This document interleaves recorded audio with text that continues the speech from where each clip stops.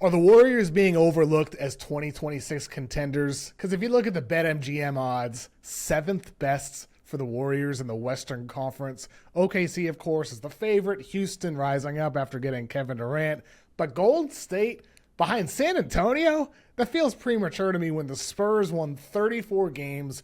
Wemby just had surgery for a blood clot. There's no certainty there with that team, whereas the Warriors, they almost made the Western Conference Finals.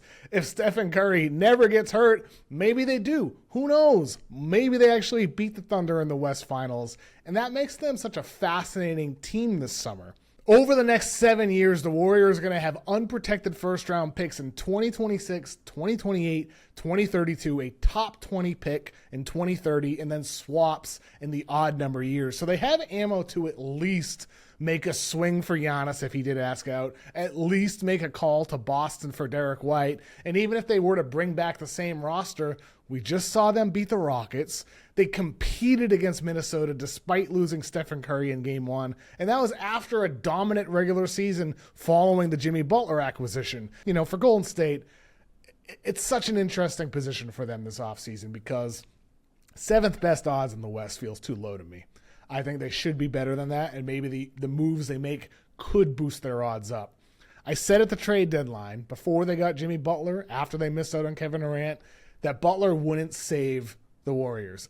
And I think I turned out to be right because Steph goes out, Butler failed to level up in the ways that he has at times in the past. And I still have my doubts that they're going to be able to get back to the mountaintop, but they got a chance, right? Like they have a chance. Butler helps them. Stephen Curry and Draymond Green looked like themselves after that acquisition. Steve Kerr, with this roster, if they're able to reshape it, you give this team a chance because Steph can still be top 5. Butler can still be an all-star caliber player. Draymond can still be a defensive player of the year caliber guy.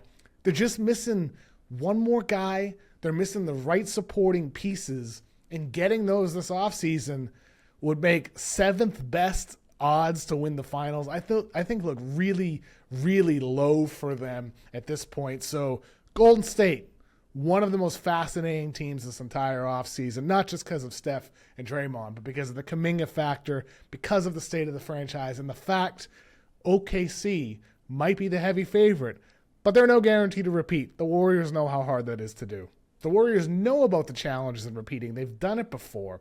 They know all about sustaining success. And so what do they do this offseason to get better? That's one of the biggest questions on my mind because under contract they have Stephen Curry, Jimmy Butler, Draymond Green, Buddy Hield, Moses Moody, Pods, Jackson Davis, Santos, and Post.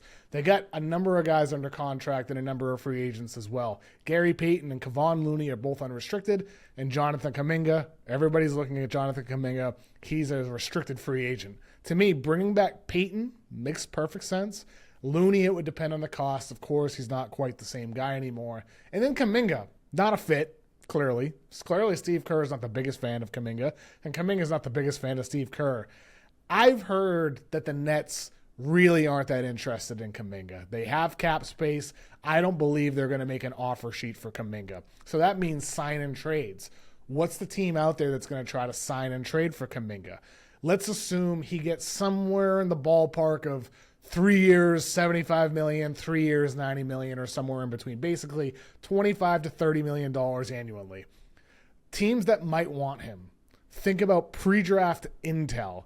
The Warriors get him with the 7th pick. There are so many rumors around draft time that the Raptors with the 5th pick loved Kuminga. They ended up taking Scotty Barnes, who was a little bit of a surprise that he was actually there. There was noise that he might go in the top 4. They took Barnes. They didn't get Kuminga, but they could get him now. So maybe Kuminga for RJ Barrett.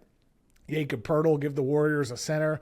Emmanuel Quickley, another guy in that backcourt with speed and versatility. You can think about the Bulls as well. They're a team that's been connected to Kuminga. Maybe go get Vooch, who, he's okay, but he'd give the Warriors a big body at least. Maybe a combination of players, Kevin Huerter, Lonzo Ball. The Warriors probably should have just traded Kuminga for Caruso when they had the opportunity. It felt like a lot at the time. In hindsight, would have been a home run trade for the Warriors. Unfortunately, that chance is gone. Caruso's in Oklahoma City. He's a champion. But the bottom line here is for the Warriors, trading Kuminga has to be a priority. The Warriors have the 41st pick in the 2025 draft. Here are 5 players they've worked out recently that I like for them. Cam Jones, Artem Marquette, senior player, 6'4", bucket getter. I compare him to Dante DiVincenzo in the draft guide, who of course did play for the Warriors at one point. Sion James out of Duke, 6'5" senior, good spot up shooter, good player on defense, versatile, long arms, plays hard. I think he'd make sense there. Micah Peavy out of Georgetown, 6'6", long arms. Questions about him is if he can shoot, but there's no questions about his defense. I compare him to Shane Battier in the draft guide. He'd be a really interesting player for them if he can shoot. Bryce Williams out of Nebraska is another guy. To me, he's one of my favorites for Golden State with that 41st pick because he's a bucket getter. He can create his own shots. He averaged over 20 points this past season, and he's a good quality spot-up three-point shooter. And the Warriors, what do they need? They need shooting. They need shot creation. And then Tamar Bates out of Missouri, a senior, is another guy I like for them. Shot almost 40% from three in a high volume. Shot over 90% from the free throw line. Reminds me of Damian Lee, another former Warriors player. I heard he had a strong workout with the Warriors, so he'd be interesting. Kobe Bryant out of Kentucky, just another name. He's the player I have to the Warriors in my latest mock draft on Yahoo Sports. So of all these names, I think for Golden State, they're second in three-point attempts last season, but 16th in three-point percentage.